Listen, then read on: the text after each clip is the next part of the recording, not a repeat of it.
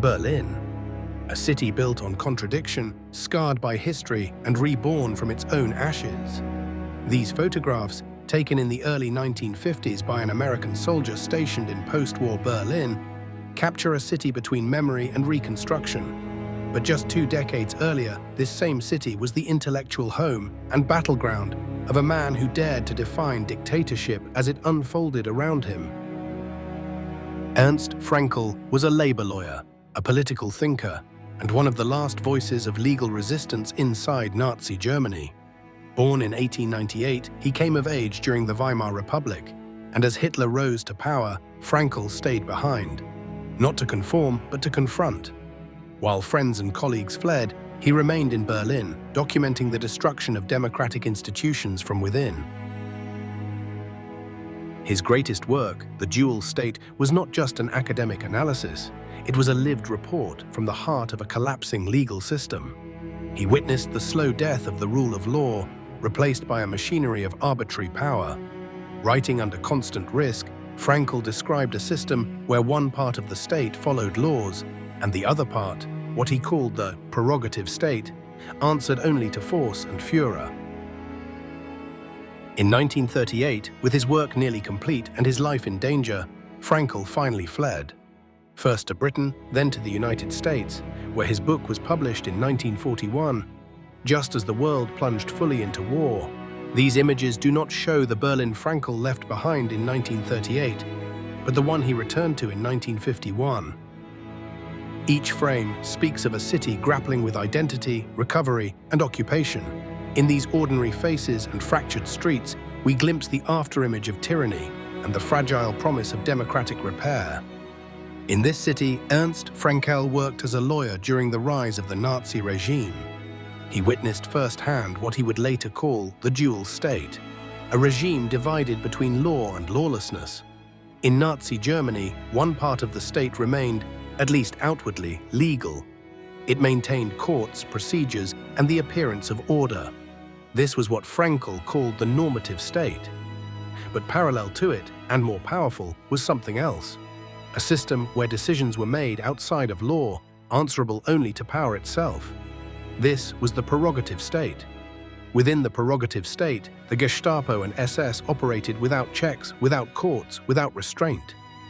It was a system built not to deliver justice, but to control. What did this mean for citizens? Laws still existed, on paper. But in practice, one could be arrested without cause, detained without trial, and punished without reason. The rule of law became a mask, covering the face of absolute authority. Fraenkel saw this not as chaos, but design. The Nazi state did not destroy legal structures overnight. It allowed them to coexist as a tool of control and a facade of normality. In the prerogative state, Fraenkel wrote, actions are not bound by law, but by the arbitrary will of those in power. And so daily life continued. Markets opened, children played, horses trotted in circles. But beneath it all, fear, and above it all, unchecked authority. Even after the guns fell silent, memory stood tall. Carved in stone were the names of cities, Salerno, Normandy, Berlin. And beneath them, the illusion of unity and sacrifice.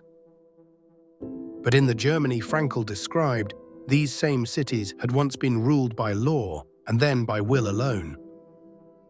What are legal guarantees, really? The promise of safety, the right to be heard?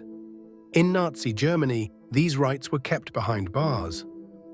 Visible, familiar, but untouchable. Official buildings stood tall, courthouses continued to operate, but the laws they upheld had been hollowed out. Voided not by decree, but by indifference to restraint. Fraenkel watched as centuries of legal tradition were repurposed, turned into ceremony, compliance, and silence. Even sacred spaces echoed with the logic of obedience. Dictatorship does not always demolish, sometimes it absorbs, repurposing history, space, and routine. The state grew taller, even as justice withered. Fraenkel's Germany was not chaos, it was administration. It was the stamp, the file, the quiet agreement. We no longer ask why. Events continued, competitions were held, citizens were encouraged to smile, to ride, to wave. But beneath the surface, legal protections were vanishing, one right at a time. The facade of normal life was essential. People must feel things are functioning, that justice still exists, even when no one can find it. Power didn't always arrive with weapons drawn. It came dressed for the occasion, blending discipline with theater, control with civility. Commerce thrived, markets buzzed. But in Fraenkel's Germany, even the freedom to sell or speak existed only at the mercy of those who claimed prerogative. Obedience comes in many forms. Sometimes it marches in jackboots. Other times it rides behind ponies, harmless, festive, and tightly controlled. Surface calm can be deceptive. In Nazi Germany, the water ran deep. Beneath constitutional language flowed streams of domination, rerouted by those who rewrote the law. Power doesn't always have to act. Sometimes it just needs to be visible, like planes on a runway, ready, present, implied. Even remembrance could be co-opted. Fraenkel warned that memory, like law, can become a script, repeated not to honor the dead, but to silence the living. Access, permission, control. The Nazi legal system didn't abolish rights outright. It enclosed them, restricted them, made them conditional. Judges remained in their robes, police wore uniforms, but their role had changed, from arbiters of fairness to agents of submission. In Fraenkel's world, the gun and the law book were not opposites. They were partners, two ends of the same chain. The display of freedom continued. Window shopping, daily routine, but always under the gaze of power, armored and watching. Dictatorship doesn't only look like ruins. It wears suits. It builds clean lines, white facades, symmetrical order to mask the asymmetry of control. And so the city moved. People worked, rode buses, drank coffee. But the rules had changed. And law, once a shield, now served only the hand that wielded it. Even in the darkest times, beauty did not disappear. But in Nazi Germany, even beauty served a purpose. Parks, pools, and plazas, all designed to reinforce the appearance of peace, to soothe, distract, and reassure.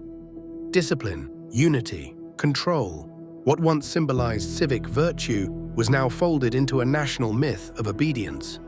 Fraenkel saw it clearly. No aspect of public life was beyond reach. Space itself became political. What was open became surveilled. What was public became performative. A man alone in a vast square was no longer a citizen. He was a subject under watch.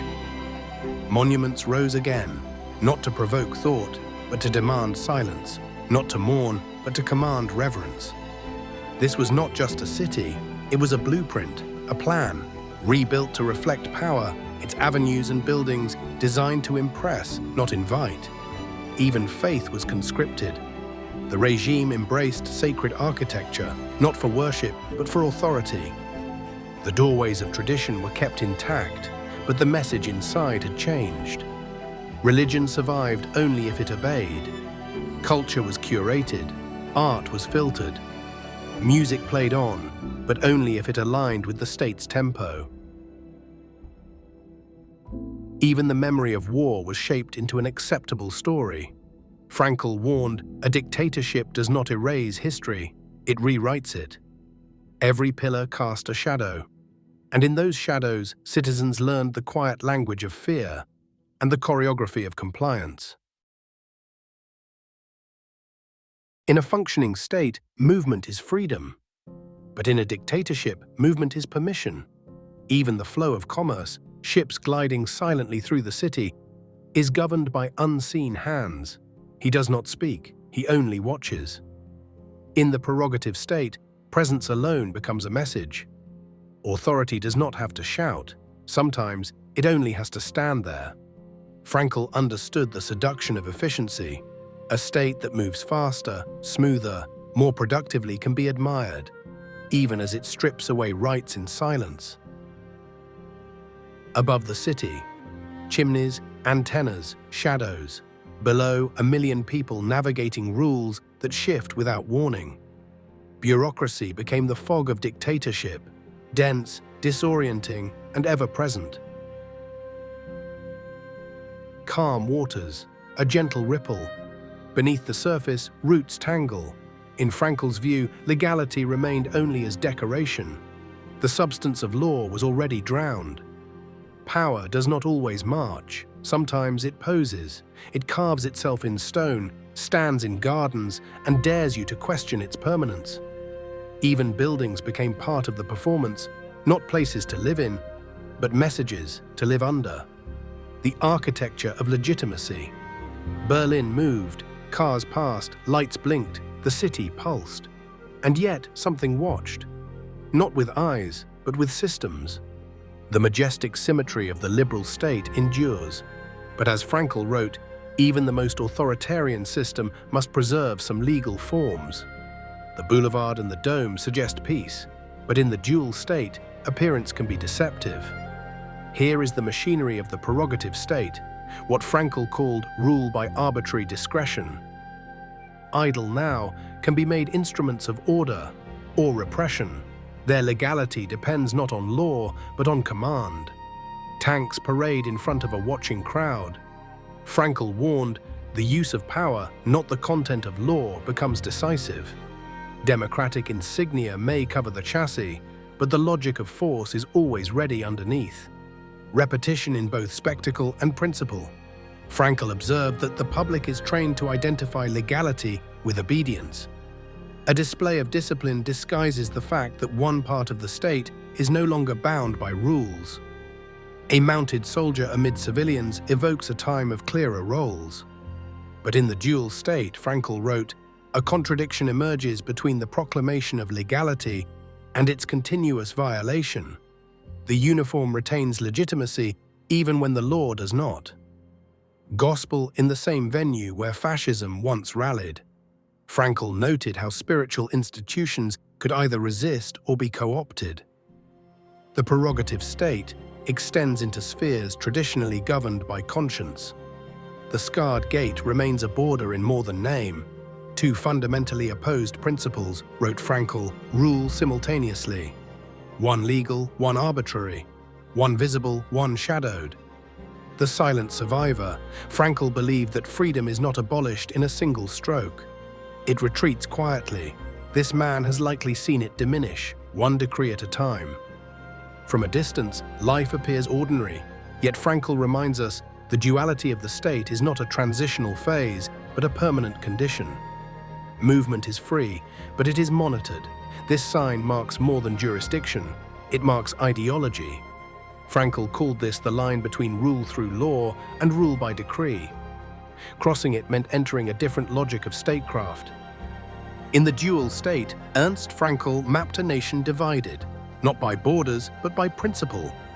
One half governed by law, the other by arbitrary rule, a legal system that coexisted with a regime of unchecked power. It didn't happen all at once. It crept in, case by case, exception by exception. Fraenkel warned that every act of state authority is either a legal act or a measure taken by arbitrary power. In a dual state, the citizen never knows which they are facing. The lesson wasn't meant to accuse, it was meant to endure. Democracies, too, can drift. Freedom requires vigilance, not only from courts and politicians, but from ordinary people willing to ask difficult questions. The broken bell tower still stands in Berlin, a monument not just to what was destroyed, but to what should never be forgotten. Fraenkel's relevance today lies not in comparing regimes, but in reminding us that the erosion of rights is rarely declared. It is justified, rationalized, normalized, until it isn't questioned anymore. And that American soldier who took the images, a 21-year-old private first class, Ronald Chamberlain of Newberry, Michigan. He grew up on the banks of the Tahquamenon River, helping his father run the family sawmill. When the day's work was done, he disappeared into the woods, fishing, hunting, trapping. In Germany, he bought his first real camera, an AGFA 35mm. These photos were his first 3 rolls. A beginner on paper, but a natural in practice. He didn't stage, he noticed, he waited. He documented a world between peace and tension, caught in transition yet fully alive. Ronald Chamberlain died in 1965, drowned in the same Taquamenon River he grew up on. But through these photographs, he left a legacy. Not of war stories, but of quiet witnessing, of noticing the world around him, and leaving us with something worth remembering.